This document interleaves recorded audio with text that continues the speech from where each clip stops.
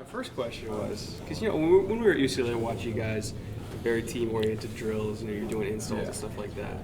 So we didn't get to see you kind of show off as a route runner when we were there. And all of a sudden we get to the one-on-ones here, and you're cooking everybody.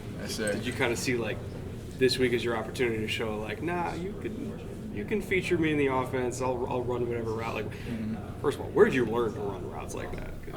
Growing up, I've had a lot of great wide receiver coaches, kind of taught me the ways. But I learned a lot from watching YouTube videos, watching guys running routes, how they do certain releases, certain stems, stuff like that. So, really tried to incorporate that into my game. And then, like you said, we mostly focus on team things. So, this was a very important week for me to, show that, I can run all routes, I can be a deep threat, I can do all that, so it's been going really well. Is there a particular receiver you like to watch? There's a couple, actually, yeah. So I'll give you four. I like watching Cole Beasley and Hunter Renfrow, because, it's kind of, I get that comparison a lot, just being in the slot. So I like watching them, see how they do. And, I just really love how intentional they are in every movement, whether it's the head, stem, stuff like that. And then another one would be Keenan Allen. I really love just watching how smooth he is in his routes. At top of his, kind of got a skip in his step, before he makes a move. So, You used it yesterday. Exactly, yeah. So I try to add that too. And then Devontae Adams, I love watching him too. Just the best route runners. You can take so much from their game and just try and add it to yours. So those are the main guys I like to watch. How much freedom did Chip give you in terms of, because there's choice routes and then there's also guys where it's like, hey, find space, go get space. How much freedom do you kind of get in that system to just kind of do whatever? A whole lot. So it's kind of dependent on our game plan, what it was. It was a week-to-week thing, but there's some weeks where the majority of my routes I had a lot of freedom, to make it look how I wanted, or just find space to get open. So he has a really good system over there. I loved it, and he gave me a lot of freedom. Yeah, I loved how much separation you were getting yesterday, and after the first couple of routes, I was expecting that in the short to medium. Yeah. What I was really excited about was down the field, you were able to keep space. You were able to get it early in the route and keep space down the field, and that was something I wasn't expecting necessarily based on what I've seen previously. Talk to me about getting deep and keeping space when you're not necessarily a low 4-3 guy. Yeah, so with the offense we were in at UCLA, we weren't, taking huge shots down the field, so that's definitely been a concern of people with me. And, so this week I really wanted to, emphasize that I can do that, I can win all the quick stuff, beat them off the line, but, I can also hold that stuff too. And so, in the one-on-ones, whenever I had a deep ball, I tried to really emphasize that, and win those reps. That looked great. And you were doing punt stuff as well? Yes, sir. How do you like special teams? I love special teams, and everyone always says that's how you stay on the team. So special teams are important, so I've been working really hard at that. And then at UCLA, special teams was also really important. So I've kind of had that ingrained in my brain, and returned punts for the past 4 years, and it's been really good. I've had phenomenal coaches back there, so I know all about special teams, and I feel just very comfortable back there. Yeah, it adds great value. It's one of those things. If you're going to be wide receiver 5'6", you're going to play special teams some way. If it's as a returner, awesome. Exactly, yeah. So I'm just trying to, show value any way I can.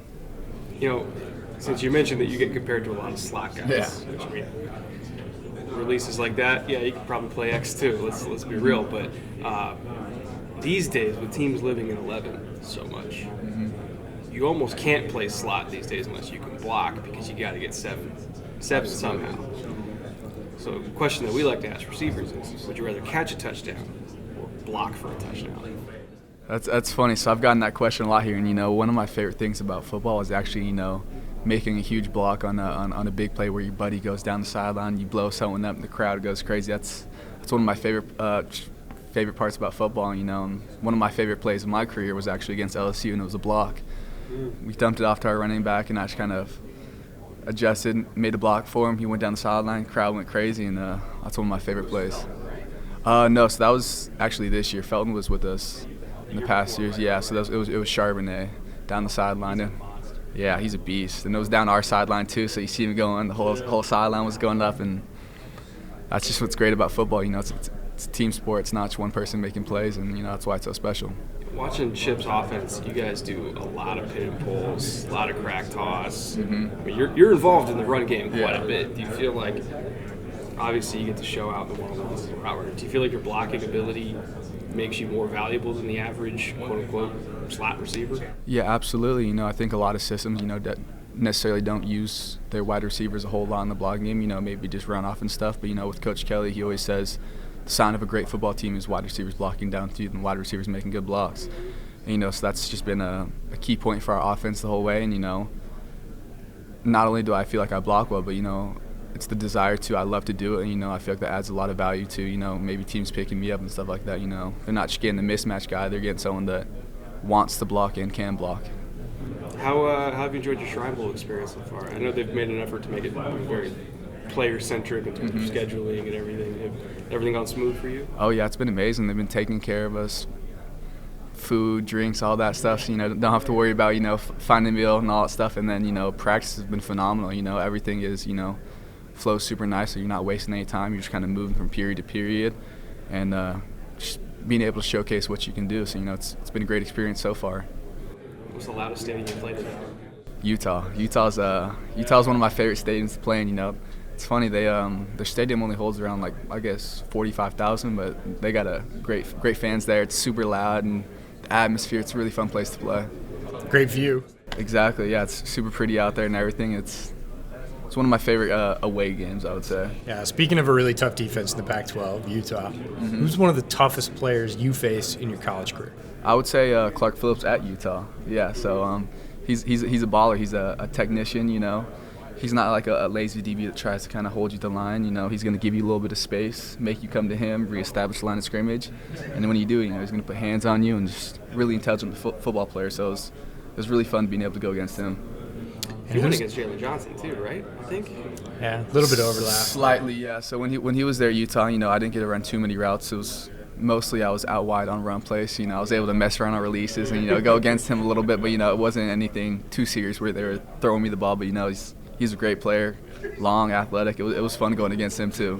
Physical too. Oh yeah, absolutely. Who's a guy on UCLA that 2-3 years from now is going to be sitting in that chair and you're going to say, "I told you so"? He's young, you might not know him, but he's a baller. Ethan Garber is the backup quarterback, so he's going to be special. He's got another year behind Dorian that he's going to be able to take in everything, learn, and then once he steps up, there's not going to be any hiccups. It's just going to keep rolling because he's a guy that's just very composed, knows football really well, and most importantly at quarterback, he's got a phenomenal arm and great accuracy. You're not the first person to tell us that. Yeah, he's going to be real special. Yeah, it's you can tell the guys with the arms because wide receivers are like, and ball gets out in a hurry, which I like because I don't have to hang there and wait for it. Yeah, so I'm excited for his future. What do you think about the future of the Pac-12 in general? We got Lincoln Riley coming to town. Oregon's got a loaded staff. Washington teams are new coaches this year. Utah is Utah. Exactly. How are you seeing the Pac-12 in the next 4 or 5 years? I'm excited for it, because as you guys know, the Pac-12 I think went 0-5 in bowl games this year, and so wasn't a great look for us. Some unfortunate things happened, but got some great coaches, great programs, and Pac-12 is gonna be real competitive, and I'm excited to see where that goes, and I'm excited to see them in the bowl games. There are opponents in the season, but come bowl games, you're cheering on the Pac-12 and you want to see them win. Coach Kelly just got extended. He'll be there for all of it. I'm excited. As soon as that came down, we were both like, thank God. Yeah. Thank God they extended him. And then, like you said, they got Charbonnet back, Dorian back, got a couple transfers. Charbonnet we always have a couple players every year. Yeah. It's funny because Jeremy Ruckert, the tight end at Ohio, was one of the guys last year. Was like, oh, he's going back. And never going to say anything about a player's decision to go back. It's their own. But Zach was one of the guys. We were crushed. Oh, okay. Like, good for him. Good for UCLA. Darn. Yeah, it's funny. I've had a lot of scouts tell me the same thing. They wanted to see him come out, but he's a perfectionist. He wants a year, where he's going to be the main backs. We had Braden Brown, also a phenomenal back. So he's going to have a full year of working with Coach Foster, who's one of the best coaches in the country. And, when he comes out, there's not going to be anything where they can say, oh, well, maybe he could work on this, maybe he could work on that. He's going to be, in my opinion, the best back coming out when he does.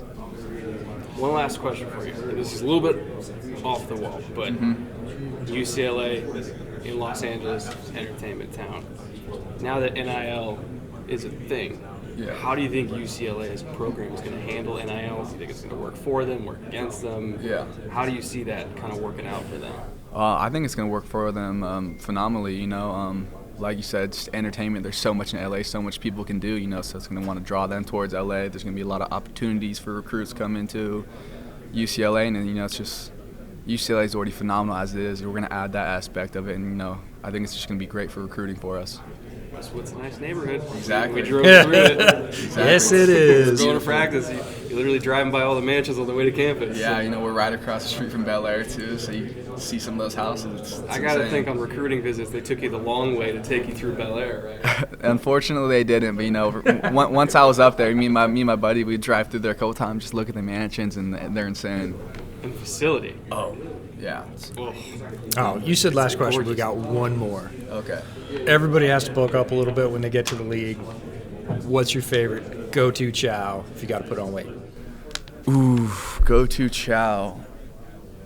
I'll just say my dad's cooking, honestly. He makes a good steak. But, I can't always go home. So, my buddy Otito, who's also in this draft, he's a phenomenal player. We were looking forward to seeing him. He's a great cook, and he gave me this rib recipe. So, I got a Traeger, I'll make some ribs on there, and they're the best I've ever had. So That's awesome. yes, sir. Thank you for coming. Yeah, of course. Thank you for having me. Keep killing it out there. Yes, sir. It's nice meeting you guys.